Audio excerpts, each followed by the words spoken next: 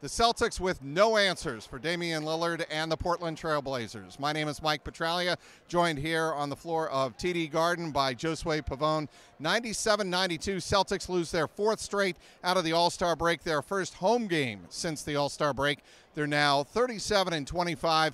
Celtics had good effort in spurts, but in spurts is not going to get it done, Josue. Right. Especially defensively, Trags. We saw that in the first half. We didn't see it carry over, unfortunately. You saw that energy. You saw that guys making the extra passes on the offensive end. But for me, it really comes down to the defense again. This team has to get back to playing the defense that we've seen it play, the kind of defensive teams that we've seen from Brad Stevens in the past, and they need to do it on a consistent level. We didn't see that in the second half. We didn't see that same kind of energy from the Celtics on the defensive end, and the Trailblazers made them pay. You know, you can talk about someone like Damian Lillard, one of the top point guards in the league. This is a team that has to play and bring that energy night in and night out in the Western Conference. I know they did have an extra day of rest, but it's still no excuse for what we saw from the Celtics in that second half.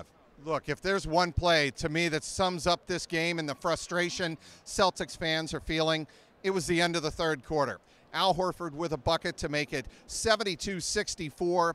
Blazers, we thought going into the fourth quarter, but what does Damian Lillard do? He takes the inbound pass and races 94 feet, and no one stops the ball. He lays it up at the buzzer, and you could feel collectively the air go out of TD Garden. Frustration, 74-64 heading into the fourth quarter. That was a big moment. Yeah, you know, you pointed that out right after the quarter ended, and that kind of energy sort of carried over to the fourth quarter. You saw him continue to get to the rim, turn the corner. You saw guys stay in front of him for a little bit. As soon as there was a screen in the picture, too much space in between. A lot of guys just weren't fighting through those screens. They weren't keeping up with him. The switches weren't there. You know, it seemed like he was 2 steps ahead every single drive, every single time he had the ball in his hands. And I just think that at the end of the day, it paid off for the Trailblazers. They built that cushion, and the Celtics just could never close it out.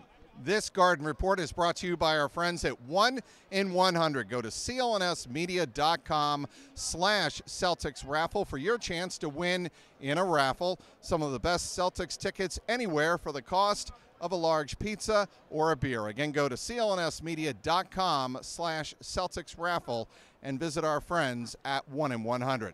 All right, Kyrie Irving started off this game very strongly. He had another very good game, but I thought early on the Celtics were a little bit guilty of watching Kyrie get to the basket. Nobody else moved. Yeah, they really got into that matchup with him and Damian Lillard. Sort of been the story of the entire season when Kyrie Irving really gets going. But early on, you know, I still thought the Celtics still had obviously a chance to continue to find that momentum in the second half, and they never found it, Trags. And look, I don't want to put all this blame on what Brad Stevens has been doing, but it's just a lot of head scratching going on. Okay. Well, let's put it that way. Look, I think the players have been subject to criticism, as they should, but so should the head coach. Right. And Brad Stevens knows that full well. He said after the last 2 losses in Chicago and in Toronto, I got to do a better job of finding the mix that will get these guys in rhythm. And I'm not seeing a lot of those mixes, Trags. You know, we were talking about guys who really work hard, who really try to get into games. And one guy in particular, the one that's in the top of my head right now, top of the list, in my opinion, is Semi Ojeleye. Right. What happened? Semi Ojeleye has given Brad Stevens valuable playing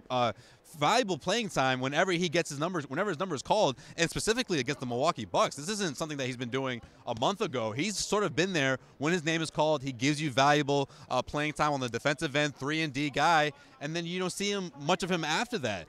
I'm not saying Brad Stevens needs to switch up the starting lineup. I just think some of these rotations have been sort of questionable. I commend him for going to Robert Williams, which we saw tonight and also the night before that. But, I mean, little stretches like that where we see Robert Williams, you know, in the mix, I do think makes an impact. But in this game, I thought it was an interesting time to put him in that moment. Hey, let me stop you right. Fourth quarter. Let me stop you right there, because he was in the game 29 seconds. First appearance came with just over 5 minutes left. And what happens? Nurkic of Portland uses Robert Williams, you know, for all intents and purposes, and gets the dunk on him.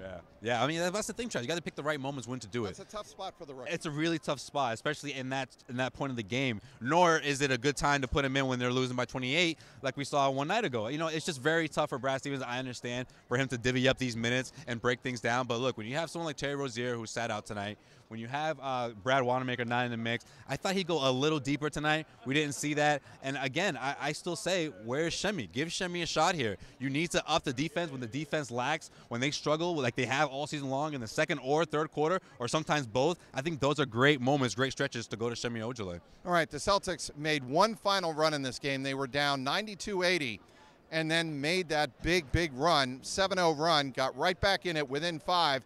Then Marcus Smart takes I'm just going to call it an ill-advised three. He took a couple of questionable threes down the stretch. He made a big three with about 4 minutes to go or 3 minutes to go to get the Celtics, jump-started. But then the bad threes kind of offset that. I mean, that's what we've been seeing the last couple of nights, I feel like, or the last few games, ever since after the All-Star break. I feel like the Celtics team, when they come down to the fourth quarter, they're looking for the home run instead of hitting a double or hitting a single. And that was a perfect example of Marcus Smart. And look, listen, he did a lot of great plays to get these guys back into it. A lot of offensive rebounds. We saw the Cobra strike. We saw him post up in the paint. He drew a foul against Damian Lillard, got the three-point play. Plays like that, Marcus Smart game-winning plays, but he has to be smarter than that. And of course, when the game is, when there's that much of a difference between the Celtics and the Blazers or whoever they're playing, you cannot make boneheaded plays like that in that moment. The Celtics do not make any ground. As a matter of fact, they lose ground to the Philadelphia 76ers in the race for that fourth spot in the Eastern Conference, which is, of course, the final home court advantage in the first round. Celtics fall to 37-25 on the season. Next up, the Washington Wizards take nothing for granted now, the way the Celtics are playing against the Wizards here on Friday night. Inside TD Garden, he's Josue Pavone. I'm Mike Petralia, CLNS Media.